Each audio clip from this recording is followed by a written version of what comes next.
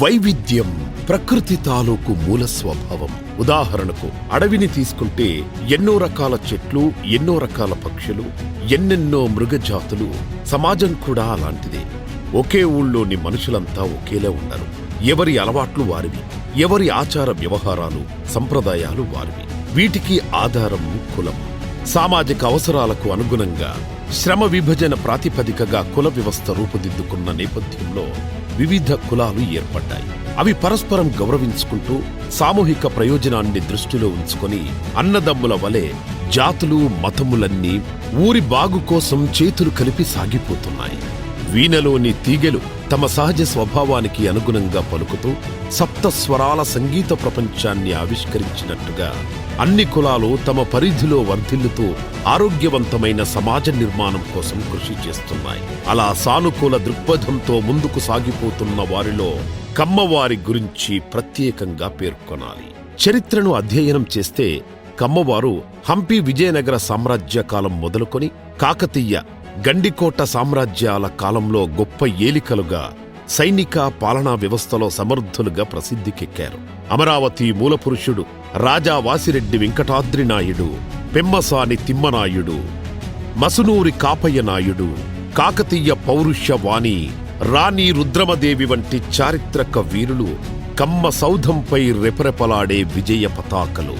వ్యవసాయం, పరిశ్రమలు, పత్రికలు, చలనచిత్రాలు, వైవిధ్య విజ్ఞాన పరిశోధనలు, వర్తక వాణిజ్య వ్యాపారాలు, రాజకీయాలు, క్రీడలు, ఇలా అనేక రంగాల్లో కమ్మవారు అగ్రభాగాన రాణిస్తున్నారు.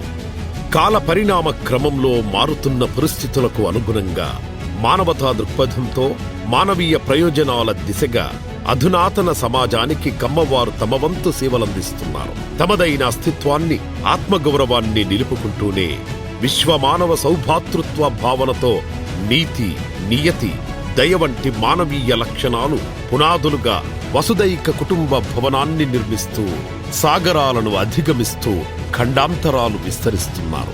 ఈ విస్తరణలో భాగంగా తెలుగు భాషను, సంస్కృతిని, ఆచార వ్యవహారాలను కాపాడుతూ సామాజిక ప్రయోజనాలను పరిరక్షిస్తున్నారు. ప్రతి సమూహం తన కుల సంబంధిత మూలాలను గుర్తెరిగి తరువాతి తరాలకు తెలియజేసినప్పుడే సామాజిక వైవిధ్యం వర్ధిల్లుతుంది. ఉత్తర అమెరికా విషయానికొస్తే రాష్ట్రాలలో ఆంధ్రప్రదేశ్, తెలంగాణ, కర్ణాటక, తమిళనాడు రాష్ట్రాలకు చెందిన కమ్మవారు అనేక దశాబ్దాలుగా విద్యా, వృత్తి, ఉద్యోగ, ఉపాధి, వర్తక, వాణిజ్యాది కారణాలతో ఉత్తర అమెరికాలోని వివిధ రాష్ట్రాలకు చేరుకున్నారు. అక్కడ తమ ప్రతిభతో రాణించి క్రమంగా స్థిర నివాసం ఏర్పరచుకున్నారు. 2016లో తమ సామాజిక వర్గానికి చేయూతనందించాలన్న సత్సంకల్పంతో చిన్న బృందంగా ఏర్పడి విద్య, వైద్య, ఉద్యోగ, వివాహాది రంగాలలో పరస్పర సహాయం చేస్తూ ఎదిగిన కమ్మవారి సంఖ్య ఇప్పుడు వేలల్లో ఉంది. దశాబ్దాల ఘన చరిత్రకు వారసులైన వీరంతా తమ చారిత్రక సాంస్కృతిక మూలాల పరిరక్షణ కోసం కమ్మకులంలో జన్మించిన వారందరినీ ఒకే వేదిక మీదికి తీసుకువచ్చి సుసంఘటితులుగా చేయాలన్న సత్సంకల్పంతో 2024 ఉత్తర అమెరికా కమ్మ సంఘం పేరుతో ఒక బృహత్తర సంస్థను నెలకొల్పారు. 501(c)(3) ప్రకారం ఇది ఎటువంటి లాభాపేక్ష లేని స్వచ్ఛంద సంస్థ.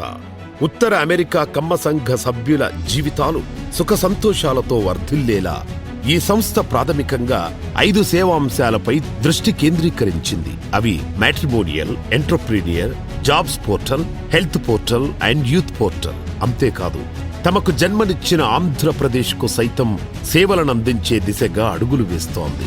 ఇందులో భాగంగా ఆంధ్రప్రదేశ్ ముఖ్యమంత్రి సహాయ నిధి కోసం 30 లక్షల రూపాయల చెక్కును మాన్యులు శ్రీ నారా చంద్రబాబు నాయుడు గారికి అందించి మానవతా దృక్పథాన్ని ప్రదర్శించింది.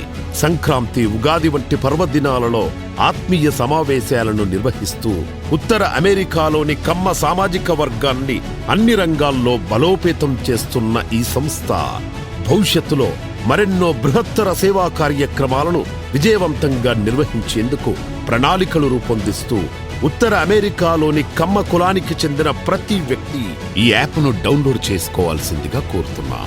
iOS, ఆండ్రాయిడ్ నుండి ఈ యాప్ను మీరు డౌన్లోడ్ చేసుకోవచ్చు.